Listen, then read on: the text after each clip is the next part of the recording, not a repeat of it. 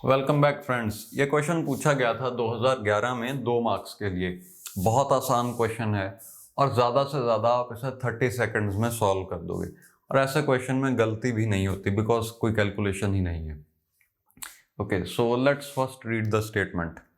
Consider an instruction pipeline with 4 stages S1, S2, S3 and S4. Each with combinational circuit only. The pipeline registers are required between each stage and at the end of last stage. Delays for the stages and for the pipeline registers are as given in the figure. Just analyze this figure. Then they're saying, what is the approximate speed up of the pipeline in steady state under ideal conditions when compared to the corresponding non-pipelined implementation. Okay, तो यहाँ पे उन्होंने बात की है एक 4 stage pipeline processor की जिसके ये डिलेज आपको गिवन है और स्टेजेस के बीच में जो बफर्स हैं उनका डिले भी 1 नैनोसेकंड आपको बता रखा है और आपसे पूछा गया है speed up with respect to its non pipelined version. तो इस प्रोसेसर का नॉन पाइपलाइंड वर्जन हम पहले डिस्कस करेंगे। तो नॉन पाइपलाइंड वर्जन में पहली बात तो आपको पता है कि बफर्स की ज़रूरत नहीं पड़ेगी। ओके, बिकॉज एक टाइम पे एक ही इंस्ट्रक्शन एग्जीक्यूट हो रही होगी। तो जब उस इंस्ट्रक्शन ने इस हार्डवेयर को यूज़ कर लिया हम डायरेक्टली उसे यहाँ भेज देंगे। ओके, तो बफर्स की कोई खास ज़रूरत नहीं है। दैट मीन्स कि उस नॉन पाइपलाइंड वर्जन में जो टोटल टाइम लगेगा एक इंस्ट्रक्शन को वो सिंपली इनका सम होगा, यानी कि 5 + 6 + 11 + 8 which comes out to be 22 + 8 30 nano seconds.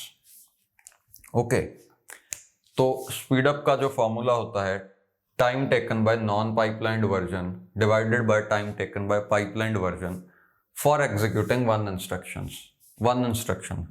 उसमें न्यूमरेटर तो आ गया 30, नॉन पाइपलाइंड वर्जन को इतना टाइम लग रहा है एक इंस्ट्रक्शन के लिए। अब देखते हैं पाइपलाइंड वर्जन।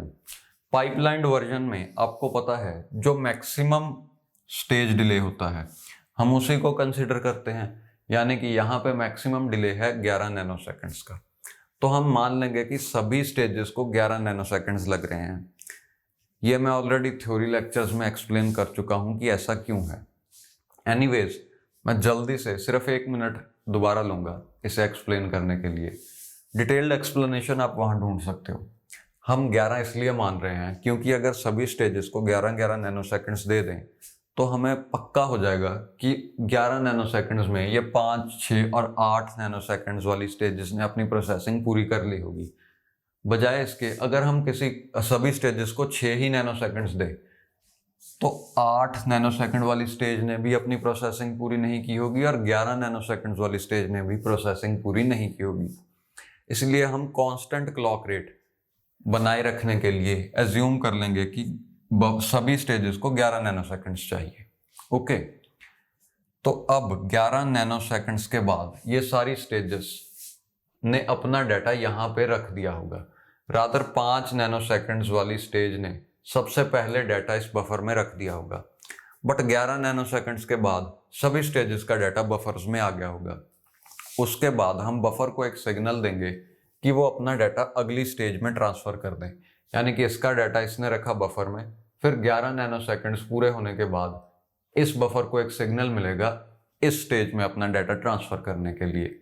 यानी कि एक इंस्ट्रक्शन किसी क्लॉक में अगर से इस स्टेज को यूज कर रही थी तो अगली क्लॉक में उसका डाटा अपने आप यहाँ पे आ जाएगा। ओके, मीन्स अगली स्टेज उसे मिल जाएगी। एनीवेज, बफर का डिले आपको गिवन है 1, मतलब कि 11 + 1 होगा total clock time period of clock. तो ये आ गया 30 divided by 12 nano seconds which is 2.5। तो स्पीड अप आपका आया 2.5। ओके, अब एक डाउट आप लोगों को आएगा कि हमने 30 नैनो सेकंड तो ढूंढा कि नॉन पाइपलाइंड वर्जन में एक इंस्ट्रक्शन को लग रहा है, बट ये 12 नैनो सेकंड तो एक इंस्ट्रक्शन का टाइम तो नहीं है, ये तो एक क्लॉक का टाइम है ना, क्लॉक का टाइम पीरियड है। बट मैं कह रहा हूं कि जब लोड आपको नहीं गिवन, यानी कि आपको नहीं बताया कितने इंस्ट्रक्शंस हैं, तो आप मान सकते हो कि ऑन एवरेज एक इंस्ट्रक्शन को एक ही क्लॉक लग रही है पाइपलाइन वर्जन में। यानी कि एक क्लॉक मीन्स 12 नैनोसेकंड, तो आप काइंड ऑफ एज्यूम कर सकते हो कि एक क्लॉक के लिए भी 12 नैनोसेकंड्स चाहिए। ऐसा क्यों एज्यूम कर पाते हैं हम? क्योंकि एक तो हिंट उन्होंने क्वेश्चन में ही दे रखा है। क्वेश्चन में एक लाइन है, what is approximate speed up of the pipeline in steady state under ideal conditions. Under ideal conditions मतलब कि कोई भी स्टॉल्स वगैरह नहीं है, यानी कि हम कॉन्टिन्यूसली डाटा प्रोसेस करते जा रहे हैं, कोई डिपेंडेंसी नहीं है, कुछ नहीं। और अंडर आइडियल कंडीशंस, एक और पॉइंट था, इन स्टेडी स्टेट। स्टेडी स्टेट मतलब नंबर ऑफ इंस्ट्रक्शंस बहुत ज़्यादा हैं, यानी कि सीपीआई एवरेज आउट हो चुकी है टू बी इक्वल टू 1। जैसा कि आप देखो, अगर एक ही इंस्ट्रक्शन है तो उसे चारों स्टेजेस से गुजरना पड़ेगा, यानी कि उसे क्लॉक्स लगी 4, एक इंस्ट्रक्शन को 4 क्लॉक्स लगी। अब अगर मैं कहूँ 2 इंस्ट्रक्शंस हैं, दूसरे इंस्ट्रक्शन को सिर्फ एक क्लॉक एक्स्ट्रा लगेगी बिकॉज बाकी सब तो पैरेलली हो चुका होगा, तो 2 इंस्ट्रक्शंस को लगी 5 क्लॉक। इस केस में ऑन एवरेज एक इंस्ट्रक्शन को 2.5 क्लॉक्स ही लगी, यानी कि जब एक ही इंस्ट्रक्शन थी तो एवरेज सीपीआई ये आ रही थी 5। जब 2 इंस्ट्रक्शंस थी तो एवरेज सीपीआई आई 2.5। इसी तरह से अगर 3 इंस्ट्रक्शंस हो तो एवरेज सीपीआई आ जाएगी 2। कैसे आई देखो,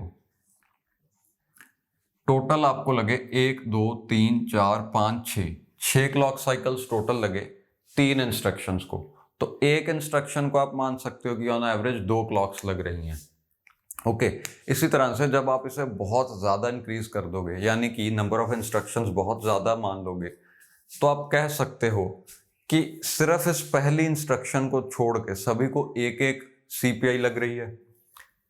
तो एक ही क्लॉक लगने की वजह से आप एज्यूम कर सकते हो कि एवरेज सीपीआई पूरे प्रोग्राम के लिए है 1। उसी वजह से आप यहाँ पे 12 लिख सकते हो। ओके।